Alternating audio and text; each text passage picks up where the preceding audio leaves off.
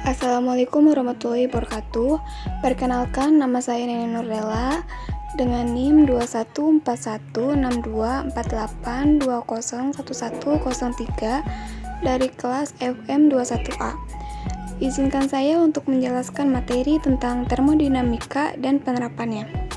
Termodinamika berasal dari bahasa Yunani, yaitu thermos yang artinya panas, dan dynamic yang artinya perubahan.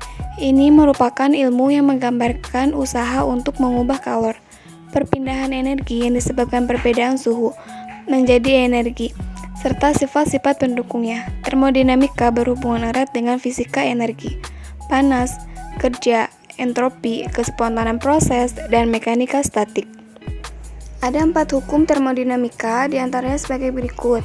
Yang pertama ada hukum awal, zero law atau hukum nol, yang berbunyi jika dua sistem berada pada kesetimbangan termal dengan sistem ketiga, maka mereka berada pada kesetimbangan termal satu sama lain.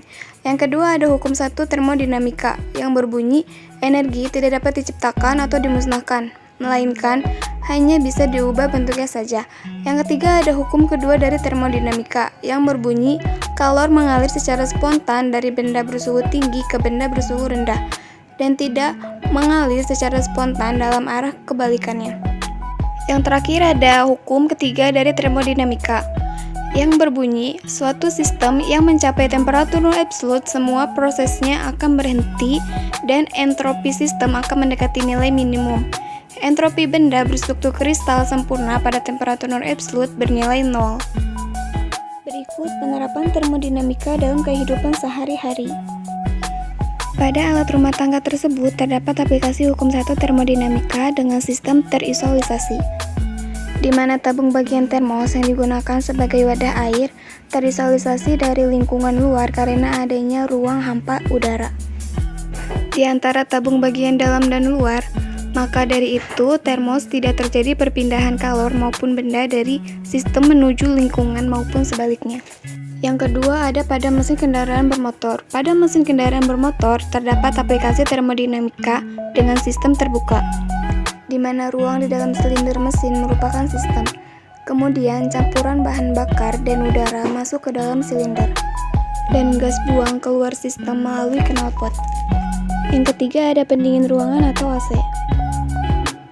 Mekanisme berubahnya refrigerant menjadi cairan lalu gas dengan memberi atau mengurangi tekanan terbagi menjadi 2 area, sebuah penyaring udara, kipas, dan cooling coil, kumparan pendingin yang ada pada posisi ruangan, dan sebuah kompresor pompa, kondenser coil, kumparan penukar panas, dan kipas pada jendela luar.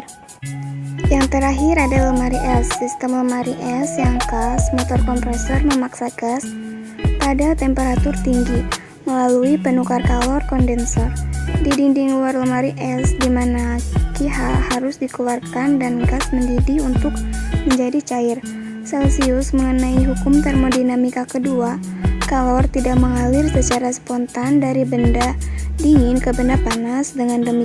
Dengan demikian tidak ada lemari es yang sempurna.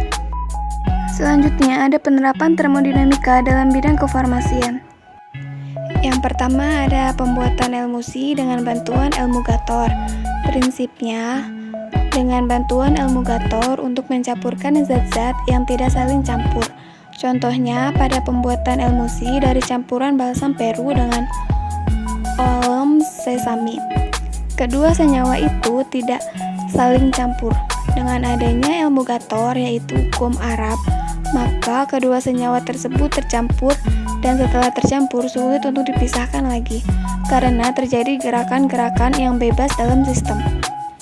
Yang kedua ada penggunaan energi panas dalam pengobatan, misalnya diagnostik termografi, mendeteksi suhu permukaan kulit.